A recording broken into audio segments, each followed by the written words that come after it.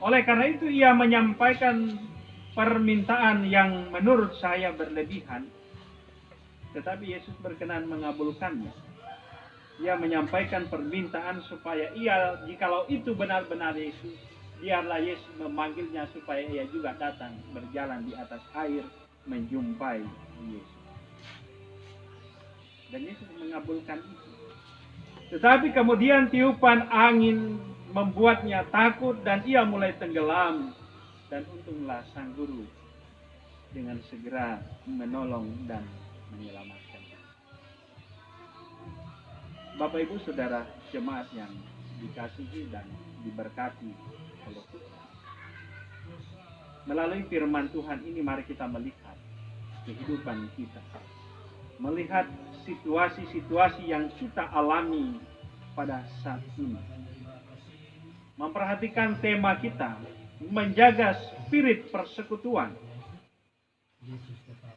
Tentunya di dalamnya kita perlu melihat persoalan-persoalan, melihat apa yang harus kita teladani dari peristiwa di mana murid-murid Yesus menghadapi gelombang dan angin itu.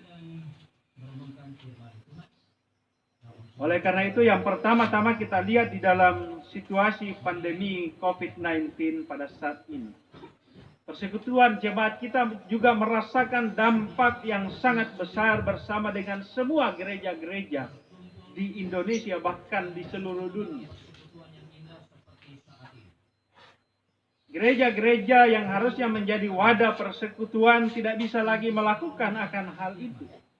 Karena persekutuan itu berdasarkan spiritnya, kata persekutuan itu artinya kita berjumpa. Kita artinya duduk bersama. Kita artinya menjalin keakraban satu dengan yang lain. Saling menopang satu dengan yang lain. Tetapi sekarang hal itu tidak dapat kita lakukan. Kita harus kemudian berpisah satu dengan yang lain, bukan lagi berdekatan. Kita harus mengikuti ibadah-ibadah online karena tidak dimungkinkan bagi kita untuk melakukan ibadah-ibadah bersama. Nah, Bapak Ibu, saudara-saudara jemaat yang dikasihi Tuhan. Tentu ini kemudian hadir dalam kehidupan kita dan mungkin saat ini sudah mulai banyak yang kendor semangat. Semangat persekutuan mulai berkurang. Demikian juga di dalam pengaruh pandemi COVID-19 yang sudah mencapai kurang lebih setengah tahun. Apakah persekutuan kita masih terpelihara dengan baik? Atau sebaliknya, sudah mulai meredup. Ibadah-ibadah online, mungkin kita tinggal sekedar mendengarkan, memutar kembali siaran-siaran itu. Dan kemudian yang ketiga, sebagai pribadi dan keluarga di dalam situasi pandemi saat ini, apakah situasi ini menjadi gelombang yang besar bagi kita? Yang membuat kita takut, membuat kita diombang-ambingkan di dalamnya. Oleh karena itu firman Tuhan hadir bagi kita pada saat ini untuk memberikan kita kekuatan, menyegarkan kita kembali, memberikan kita kembali spirit akan hal itu. Bapak Ibu Saudara jemaat yang dikasihi diberkati oleh Tuhan. Saya mau kembali kepada bahagian pertama perenungan ini, yaitu ketika kita membaca data-data, membaca fakta di sekeliling kita. Karena kebiasaan kita mengarahkan pandangan kita kepada hal dan situasi yang paling buruk, maka tanpa sadar kita sedang mengembangkan pemikiran dan sikap negatif dalam kehidupan. Segala sesuatu kita nilai dari hal yang paling buruk. Bukan keuntungan-keuntungan. Bukan kelebihan-kelebihan. Bukan kemudian berkat-berkat. Nah, pada saat ini kita juga belajar dari firman Tuhan. Karena rupanya di tengah-tengah murid-murid yang bersama-sama dengan Yesus, kita juga diwakili di sana oleh Simon Petrus. Simon Petrus yang berkata kepada Yesus, Tuhan, apabila engkau itu suruhlah aku datang kepadamu berjalan di atas air. Yesus katakan, datanglah. Dan ketika Petrus melangkahkan kakinya, ia berjalan di atas air. Yesus tidak menjanjikan yang setengah-setengah, tetapi ketika angin mulai meniup Simon Petrus, ia ketakutan. Dan ia mulai kehilangan fokus. Ia kemudian mulai kehilangan fokus, mengalihkan kemudian fokusnya daripada Yesus, dan ia mulai tenggelam. Karena fokusnya berpindah dari Yesus kepada ketakutan. Nah, Bapak Ibu Saudara-saudara jemaat yang dikasihi, diberkati oleh Tuhan. Oleh karena itu di dalam perenungan kita pada saat ini, saya mencatat 3 poin penting untuk bisa menjadi penguatan-penguatan bagi kita. Penyegaran-penyegaran bagi kita. Yaitu yang pertama, mari kita merubah titik atau fokus pandangan kita. Kalau tadi kita membaca data, fokusnya orang yang meninggal, fokusnya orang yang terkena COVID. Maka kemudian yang berikut, kita harus memindahkan pandangan atau fokus kita kepada orang-orang yang disembuhkan. Karena dengan mengarahkan pandangan kita kepada orang-orang yang disembuhkan, kita menyadari bahwa kita memiliki Allah yang hidup. Amin. Amin. Jadi kalau kita hanya melihat orang-orang yang mati, mati itu adalah suatu kepastian. Melihat orang-orang yang terpaksa, kita sungguh akan menilai hidup ini sangat negatif.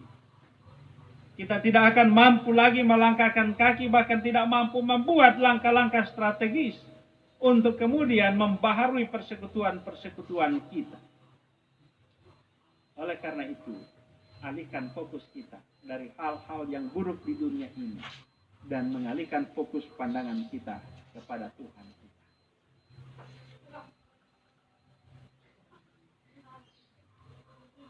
Hal yang kedua, perubahan dalam model persekutuan yang membuat kita berada dalam kelesuan dan kebimbangan haruslah kita sikapi secara positif. Sementara itu gereja akan berusaha mencari, menempuh langkah-langkah dan strategi untuk mencapai persekutuan normal sebagai suatu umat dan jemaat dalam dunia ini. Saat ini belum ada ibadah bersama. Belum ada ibadah tatap muka secara langsung di gedung gereja ini. Kita masih memerlukan strategi-strategi, topangan-topangan dari berbagai segi untuk bisa melakukan ini.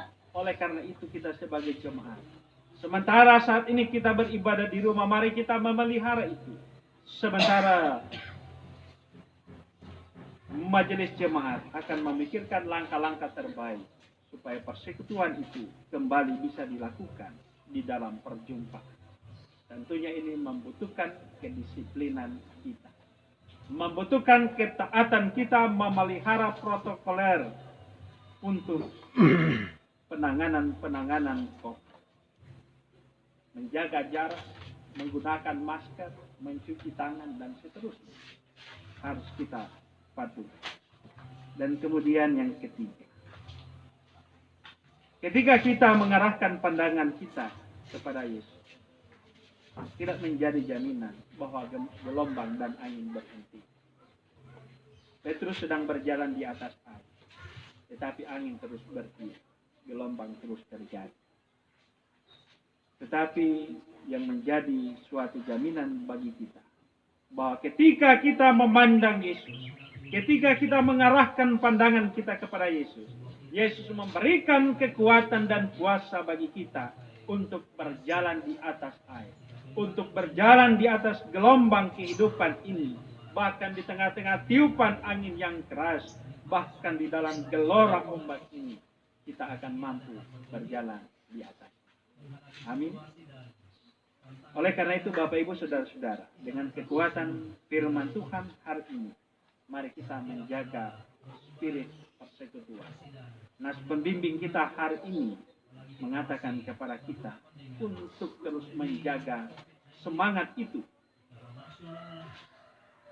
Untuk membiarkan roh kita bernyala-nyala dalam melayani Tuhan dan terus membangun tubuh kita. Dengan kekuatan firman Tuhan, mari kita menjalani hari-hari hidup kita, menjalani minggu ini dengan terus membangun persekutuan tubuh Kristus. Terpujilah Tuhan kita, Yesus Kristus. Amin.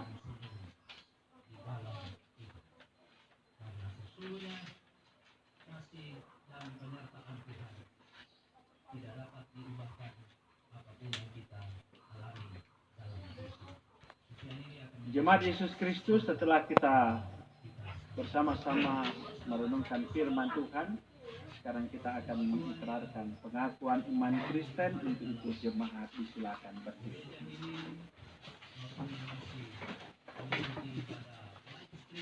Bersama-sama dengan sekalian orang percaya di segala tempat dan sepanjang zaman, mari kita mengikrarkan pengakuan iman rasuli. Masing-masing kita mengatakan demikian. Aku percaya kepada Allah, Bapa yang Maha Kuasa, Allah langit dan bumi, dan kepada Yesus Kristus, Anak yang tunggal Tuhan kita, yang dikandung daripada Roh Kudus, lahir dari anak darah Maria, yang menderita di bawah pemerintahan Pontius Pilatus, disalibkan, mati dan dikuburkan, turun ke dalam kerajaan maut.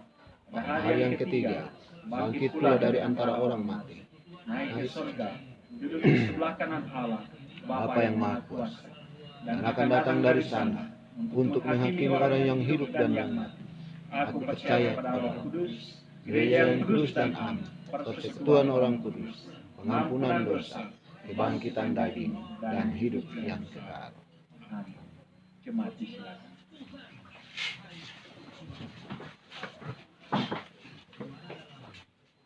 Jemaat Yesus Kristus, marilah kita memberi persembahan sambil mengingat firman Allah yang mengatakan, sekarang ya Allah kami bersyukur kepadamu dan memuji namamu yang agung itu. Sebab siapakah aku ini dan siapakah bangsaku, sehingga kami mampu memberikan persembahan sukarela seperti ini. Sebab daripada mula segala-galanya dan dari tanganmu sendirilah persembahan yang kami berikan kepadamu. Di bawah terang firman Tuhan, mari kita memberikan persembahan syukur. Sementara itu kita menyanyikan pujian Besarlah Untungku.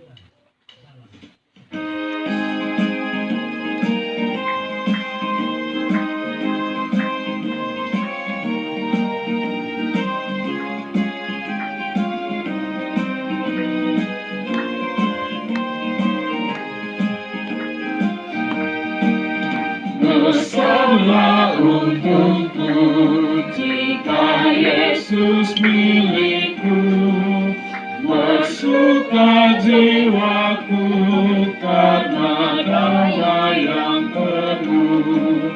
Meskipun angin keras badai dunia menderu, tak goyah hatiku karena Yesus milikku. Benar-benar besarlah untungku, benar-benar besarlah untungku, benar-benar besarlah untungku. Ketika Yesus sungguh tetap milikku. Lupa dombanya. Dompet yang 3 gak mana sih? Hah? Atau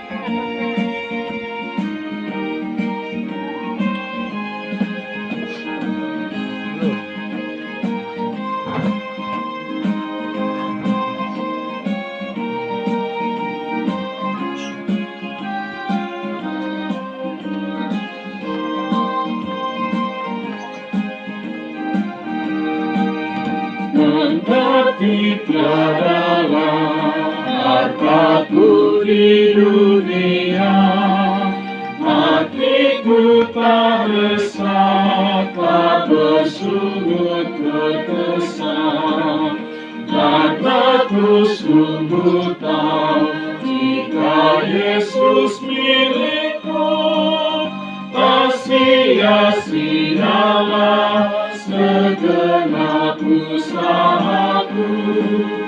Benar-benar besarlah untungku, benar-benar besarlah untungku, benar-benar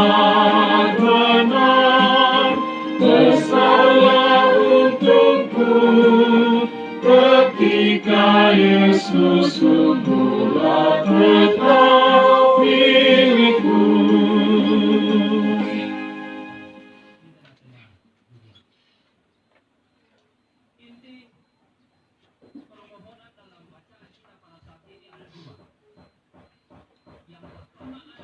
Warta Jemaat Minggu 13 September 2020. A. Informasi pelayanan. 1. Ibadah minggu depan tanggal 20 September 2020 dirangkaikan dengan sakramen baptisan kudus bagi anak Devania Ayunisari Padati. Pelayan firman Pendeta N. Batosake STH. Pastoral Baptis hari Jumat tanggal 18 September 2020 pukul 10.00 WITA bertempat di ruang konsistori Gereja Immanuel Palu. 2. Ibadah evangelisasi online hari Kamis 17 September 2020 pukul 18.00 WITA. Pelayan firman Pendeta Elizabeth Pusoloka STH. B. Pemberkatan nikah. 1. Hari Sabtu tanggal 19 September 2020 pukul 10.00 WITA. Pemberkatan nikah bagi Saudara Imade Tendi Fernandes dengan Saudari Tesalonika Feibo Tania. Pelayan firman Pendeta Resmina Patoro MTH. Organis Ketsia. Pemandu lagu Sidistra Melaha. Asistensi Majelis Kelompok Pelayanan 14. Pastoral nikah hari Senin dan Selasa tanggal 14 dan 15 September 2020 pukul 10.00 WITA bertempat di ruang konsistori Gereja Immanuel Palu. Kedua, hari Sabtu tanggal 19 September tahun 2020 pukul 14.00 WITA pemberkatan nikah bagi Saudara Davitran Kurniawan Tore dengan Saudari Fitria Dewi Arisanti Lajepe. Pelayan firman Pendeta N. Batosake STH, Organis Haris, Pemandu lagu Rai Lagaronda, Asistensi Majelis Kelompok Pelayanan 15. Pastoral nikah hari Rabu dan Kamis tanggal 16 dan 17 September 2020 pukul 10.00 WITA, tempat ruang konsistori Gereja Immanuel Palu. Bagian C. HUT Persekutuan Perempuan Jemaat Immanuel Palu. Informasi kegiatan dalam rangka hari ulang tahun ke-54 tahun Persekutuan Perempuan Jemaat Immanuel Palu adalah sebagai berikut. 1. Anjang sana ke Panti Asuhan Immanuel Palu hari Rabu tanggal 16 September 2020 pukul 17.00 WITA atau jam 5 sore. Kegiatan ini dilaksanakan dengan memberikan diakonia ke Panti Asuhan Immanuel Palu dengan membawa bahan berupa gula, teh, sabun, odol, atau kebutuhan lainnya. Bagi Persekutuan Perempuan kelompok 1 dan 18 sampai 18 yang akan mau berpartisipasi dapat membawa langsung bahan tersebut saat kegiatan. Bagi yang tidak sempat dapat mengumpulkan bahannya ke panitia melalui Penatua Joyce Rahamis paling lambat hari Selasa tanggal 15 September 2020. 2. Lomba merangkai bunga. Pada hari Kamis tanggal 17 September 2020 pukul 15.00 WITA atau jam 3 sore sampai selesai bertempat di Gedung Gereja Immanuel Palu. Peserta atau utusan dari setiap kelompok adalah 1 orang ibu. 3. Ibadah syukur. Hari Sabtu tanggal 19 September 2020 ibadah live streaming melalui YouTube Secret Immanuel Palu pukul 18.00 WITA atau jam 6 sore. Pelayan firman Pendeta Elizabeth Pusuloka STH. Utusan masing-masing persekutuan perempuan kelompok adalah 3 orang. Pakaian kebaya atau blus putih. Pengurus PPR masing-masing kelompok pelayanan dapat mengambil syampur syukur di sekretariat jemaat di setiap jam kerja. 4. Himbauan panitia. Saat pelaksanaan ketiga kegiatan tersebut, diharapkan selalu mengikuti standar protokol kesehatan pencegahan virus COVID-19, yaitu dengan memakai masker, mencuci tangan, dan menjaga jarak. D. Donor darah Kota Palu. Dalam rangka memperingati Hari Ulang Tahun Palang Merah Indonesia, Grup Sahabat Donor Darah Kota Palu bekerja sama dengan UTD PMI Provinsi Sulawesi Tengah untuk melaksanakan kegiatan donor darah yang akan dilaksanakan pada hari Kamis, tanggal 17 September 2020, mulai dari jam 8 pagi sampai jam 1 siang. Bertempat di Rumah Makam Palu Kuring, Jalan Abdurrahman Saleh, nomor 33A. Diharapkan partisipasi dari jemaat sekalian.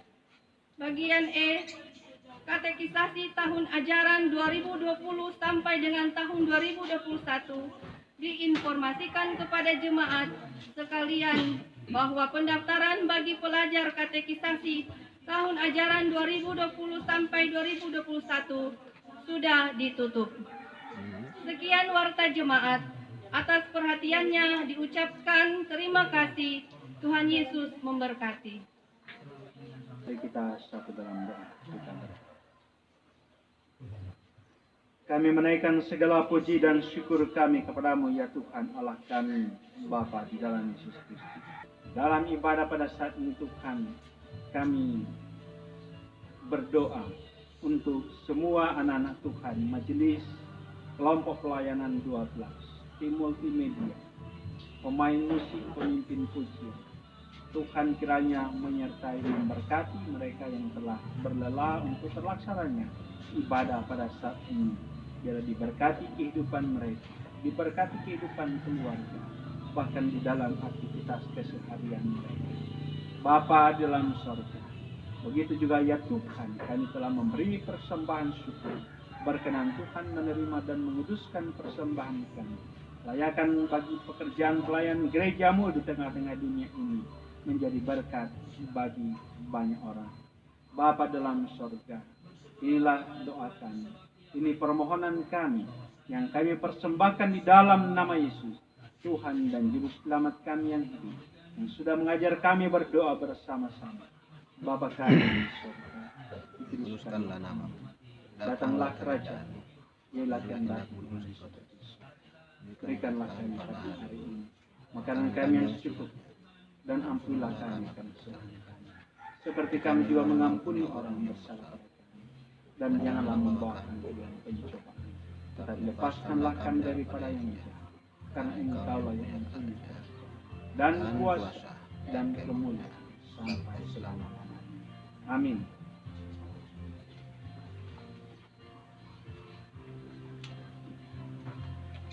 Untuk pengutusan dan berkat jemaat disilakan berdiri. Bersama-sama kita menyanyikan pujian Indah Mulia Bahagia.